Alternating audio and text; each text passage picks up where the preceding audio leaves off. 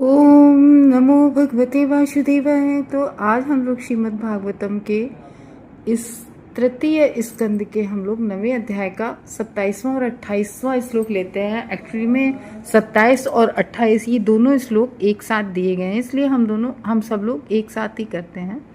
अथाभिप्रेतन मन्वीच ब्राह्मणो मधुसूदना विषन्न चेतसं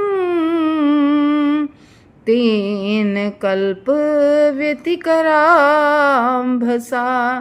लोक संस्थान विज्ञान आत्मना परिखेदता तमाह गध्या वाचा कस्मलं समहन्निव। तो भगवान हम लोग जैसा कि जान रहे थे कि ब्रह्मा जी स्तुतियाँ करते करते जो है भगवान की स्तुति करते करते शांत हो गए, क्योंकि भगवान जी कुछ बोले नहीं। तो ब्रह्मा जी अपना जितना सामर्थ्य था, अपना जितनी वाणी से मन से उन्होंने भगवान की स्तुतियाँ की।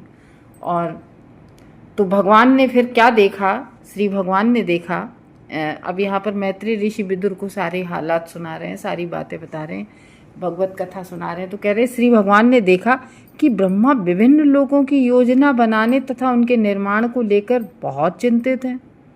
ब्रह्मा जी चिंतित थे ना कि मैं कैसे कर पाऊंगा सृष्टि। उन्हें बहुत सारी चिंता थी कि कहीं मुझे कोई हर तरह के जीव बनाऊंगा, मैं किसी चीज़ से प्रभावित ना हूँ, मुझे अभिमान ना हो, मतलब बहुत सारी चिंताएं थी। तो भगवान ने देखा कि अरे विभिन्न लोगों की, क्योंकि 7 लोग ऊपर 7 लोग नीचे, मतलब ब्रह्मा जी को हर तरह के जो है केवल मनुष्य का ही सृष्टि नहीं करते हैं, सारे जलचर थलचर और 4 लाख जो मनुष्य की ही 4 लाख योनियां होती हैं। मीन्स सबके चित्त कैसे किस व्यक्ति के अंदर सतोगुण अधिक है, किस व्यक्ति के अंदर रजोगुण, और हर व्यक्ति के जो मनोवांछा होती है उस हिसाब से उसे शरीर प्रदान करना, कर्मों के अनुसार शरीर प्रदान करना, किस जीव के कैसे कर्म है। तो किसी जीव को पशु बनाना है, किस जीव को पक्षी बनाना है, किसको पेड़ पौधे बनाना है, तो इस तरीके से किसे इंसान बनाना है। तो इस तरीके से अलग अलग मतलब कर्मों के अनुसार सबको वैसे ही शरीर प्राप्त होता है। तो इस तरीके से लोगों की योजना बनाने की कैसे क्या करना है, बनाने के निर्माण के लेकर बहुत चिंतित हो रहे हैं। भगवान ने जैसे ही देखा कह रहे ब्रह्मा जी तो बहुत चिंता हो रहे हैं। और ब्रह्मा जी प्रलयकारी जो जल जिसमें भगवान लेटे हैं, उस प्रलयकारी जल को देखकर भी उनके मन में खिन्नता आ रही है कि अरे प्रलयकारी वो जल में भगवान जहाँ लेटे हैं। तो वे ब्रह्मा के मनोभाव को समझ गए। भगवान तो सबके मनोभाव को समझते हैं। तो उन्होंने उत्पन्न मोह को दूर करते हुए गंभीर और विचारपूर्ण शब्द कहे। तब भगवान फिर बोले हैं, गंभीर और विचारपूर्ण शब्द फिर भगवान बोले। देखो ऐसा है कि जब यहाँ ब्रह्मा का मोह हो रहा था कि अरे कैसे क्या होगा, इधर विषाद में और मोह में कौन हो गए थे, अर्जुन हो गए थे। तो जब कुरुक्षेत्र का युद्ध था तब अर्जुन से फिर भगवान ने भगवत गीता सुनाई, तब उनका विषाद दूर हुआ। तो जब तक भगवान की वाणी नहीं सुन लेते हैं भगवान के भक्त, तो उन्हें उनका विषाद दूर नहीं होता है। तो प्रलयकाली जल देख के अब इसमें क्या है कि क्यों एक चीज़ नहीं समझ में आई होगी बस कि ब्रह्मा जी प्रलयकारी जल को देख कर खिन्न थे। मतलब प्रलयकाली जल इतना भयावना था, हम लोगों ने सुना था पिछले श्लोक में कि उस जल में बहुत बड़ी बड़ी ऊंची ऊंची लहरें उठ रही हैं। तो वो इतना भयावना था जल कि इसे देखकर ब्रह्मा भी विचलित हो गए थे और बहुत चिंतित हो गए थे कि कैसे क्या होगा।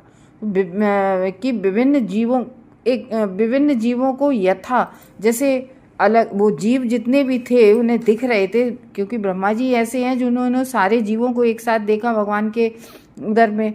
तो इस तरीके से मनुष्येतर मतलब मनुष्य से भी उत्तम जो देवलोग भेजे जाते हैं, तो इस तरीके से और कुछ अति मानवीय प्राणियों को स्थान देने हेतु बाह्य आकाश में विभिन्न लोकों को, जो अलग अलग लोक हैं, किस लोक में भेजना है, तो इस तरीके से किस तरह से कहाँ किसको स्थापित करना है। तो ब्रह्मांड के जो सारे लोक हैं, जो 7 ऊपर 7 नीचे 14 लोक, तो ब्रह्मांड के जो सारे लोक हैं वो प्रकृति के गुणों के प्रभाव के अधीन होते हैं। सतोगुण, रजोगुण, तमोगुण, इन तीनों गुणों के प्रभाव के अधीन होते हैं सारे लोकांतर। विभिन्न कोटि के जीव उनमें रहते हैं। जीवों के भी अलग, देखो किसी व्यक्ति में सतोगुण अधिक है, किसी जो सतोगुण जिसमें अधिक है वो मनुष्येतर होते हैं, मनुष्यों में उत्तम, तो वो देव लोग भेज दिए जाते हैं।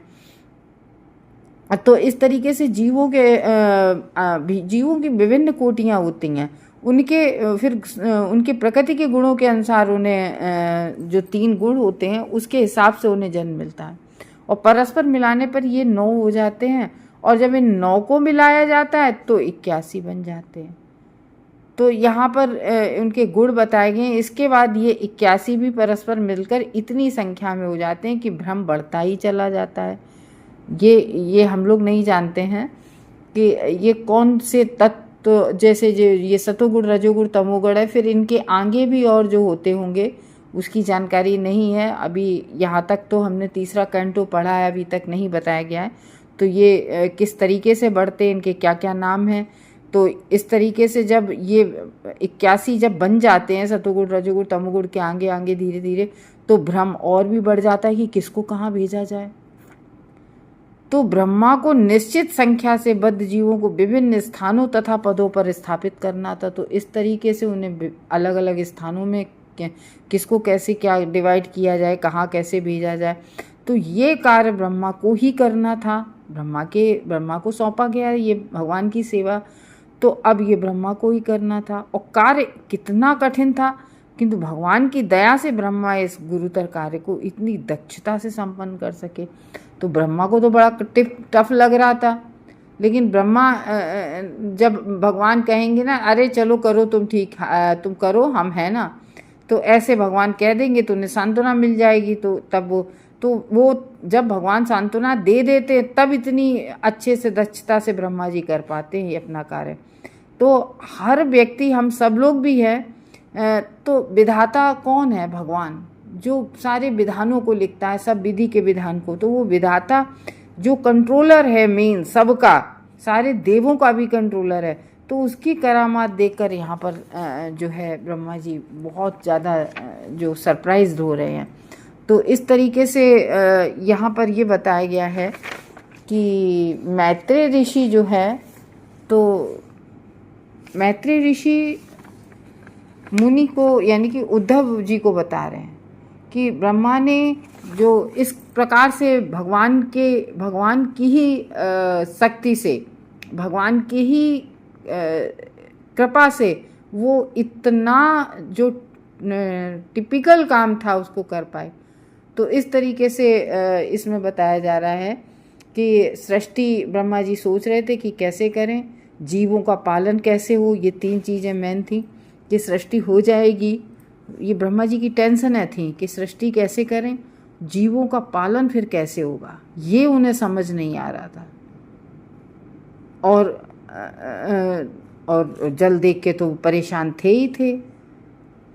तो वही कह रहे हैं ब्रह्मा जी के इस तरीके से बोल के, जब ब्रह्मा जी से कुछ शब्द नहीं निकला, वो शांत होने के बाद फिर इधर जल भी देख रहे थे, जल देखकर और विषादग्रस्त हो गए थे उन्हें, यानी कि चिंताजनक उनका चित्त हो गया था, विषाद युक्त उनका चित्त हो गया था।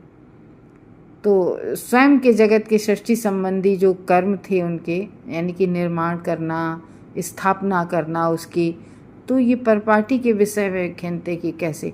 तो उन ब्रह्मा जी के अभिप्राय से अवगत रहते हुए भी भगवान गंभीर वचन द्वारा, फिर भगवान गंभीर वचनों के द्वारा ब्रह्मा जी को जो है उनका मोह दूर करते हैं।